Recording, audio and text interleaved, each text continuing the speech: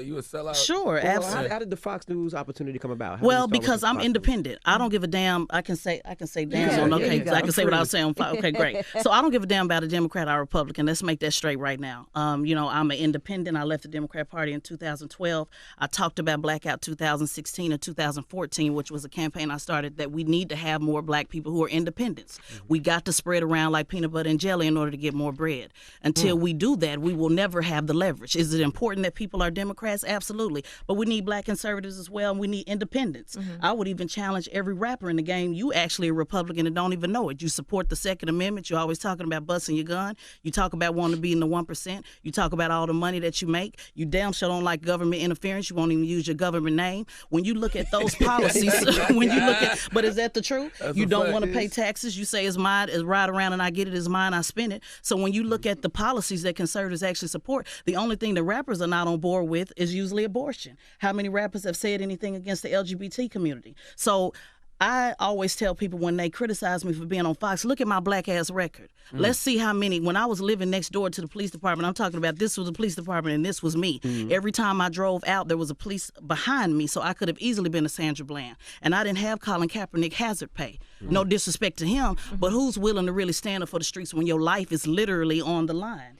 So it doesn't make me different to the game, but it's important that we talk about that. And so I am criticized for being on Fox. But then when I say read that resume and see what I've actually done for Democrats, see how many brothers I put to the hood on my own dime in Orlando, Florida, then there's no discussion after that. That usually cuts all of that out. Those vote for in the coming election. I wouldn't suggest That Negroes vote for in the coming election. I wouldn't suggest that they vote for any party or either party. I would suggest that the so-called Negroes become politically mature, realize the power that they hold in the field of politics, and then once the person who is running is aware that this man is awakened to the power that he holds, then that person who is running will approach that Negro on a more intelligent plane. As it is right now, most of the Negro leaders sell out to the white politicians for crumbs.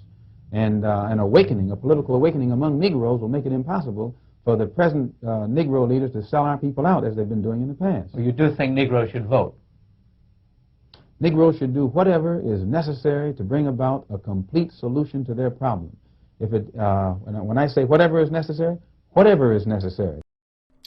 Yo, real quick, I want to shout out Tezlyn Figaro. She dropped mad bars today on the Breakfast Club. I'm going to say so far 2019, best interview they've done thus far. You know, she embodied no permanent friends, no permanent enemies, just permanent interests. Not being tied to a party, but being tied to interests is how politics works. But shout her out, man. She dropped some bars today. I'm going to just go over some of the things that I agree with real quick, and that's it. So, some of the things that she dropped bars on and was real with, she bodied, you know, what I've been thinking for a long time. I know Sarge just did a video about black Republicans. He was responding to the Vice video. And I'm like, why are we talking about that? That don't even matter. Like, that's a small percentage of black people. It ain't even worth talking about. I miss so much the element of Malcolm X because you don't have that, right? Now, Malcolm X was, around during the time when black folks were shifting to vote Democrat, but in his younger years when he was Malcolm Red or whatever his name was, Detroit Red, closer to 1950, he saw how black people were probably still voting Republican at that time. But he ushered into the era where we were giving our votes to Democrats. And if you look at his speeches, I mean, he got speeches for hours long at UC Berkeley going in on Democrats and Dixiecrats. He didn't have to spend all his time on Republicans because it's already a given. But for whatever reason today, we flip that shit and we focus on what's going on over there, but we don't look at what's going on in our backyard. And she embodied that today. Why would you focus on what they're doing over there and the few 15% of black folks who vote that way when 95% of the people that you vote for are in this party and they're the ones that's playing you?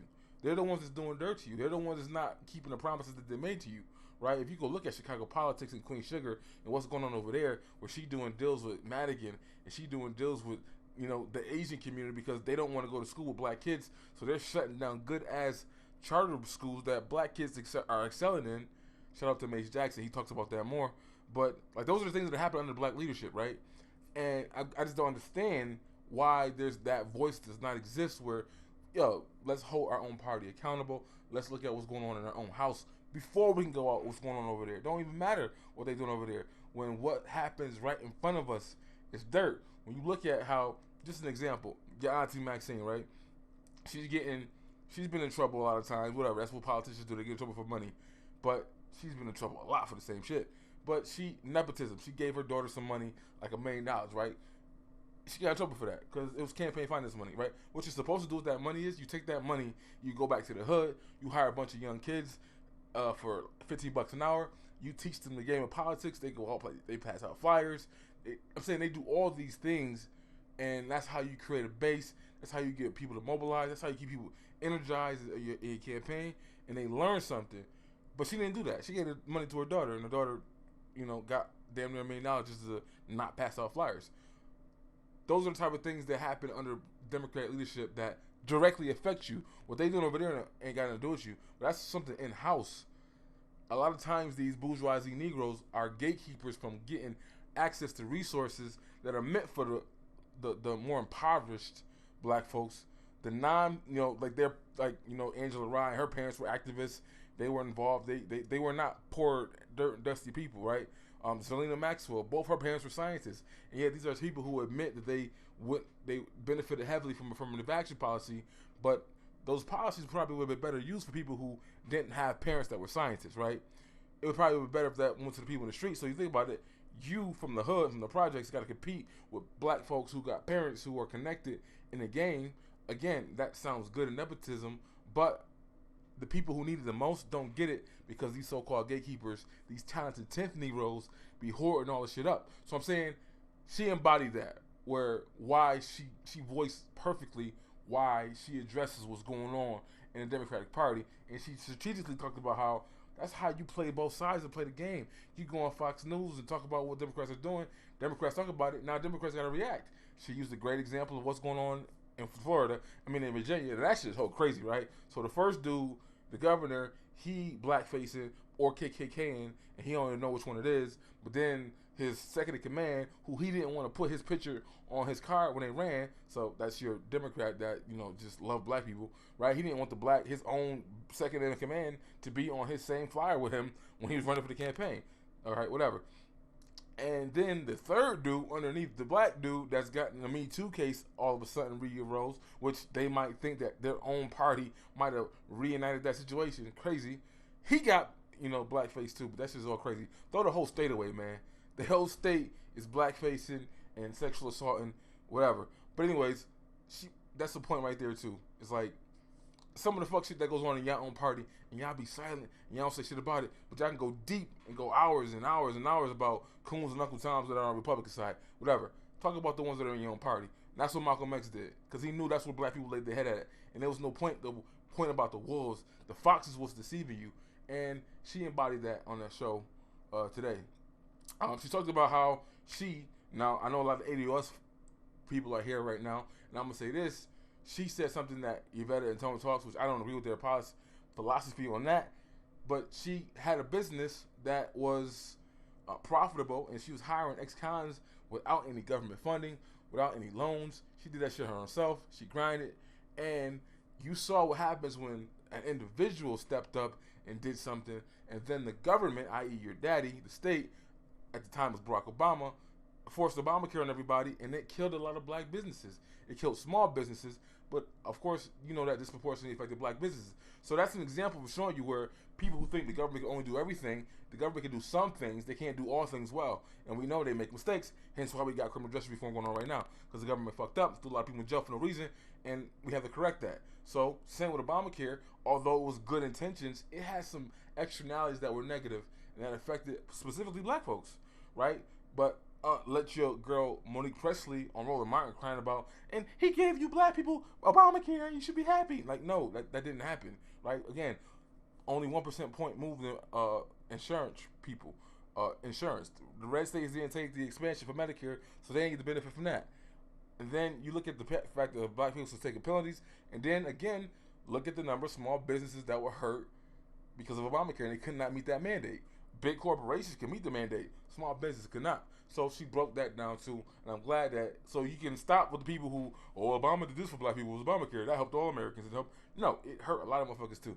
Talk about that shit too. Don't just talk about the good. Talk about the negative externalities that come with the good externalities. Boom.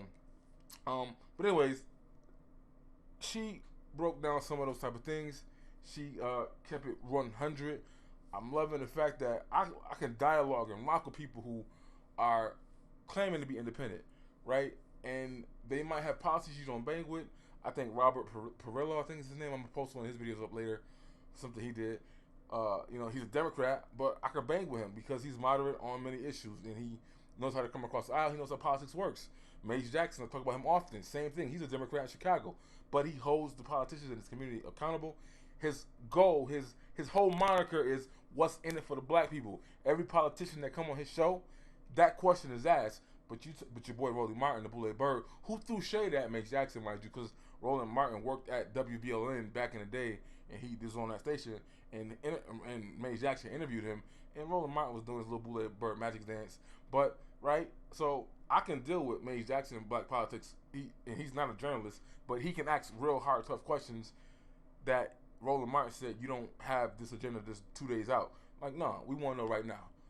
Are you AWOS? Tangibles 2020, that shit is real.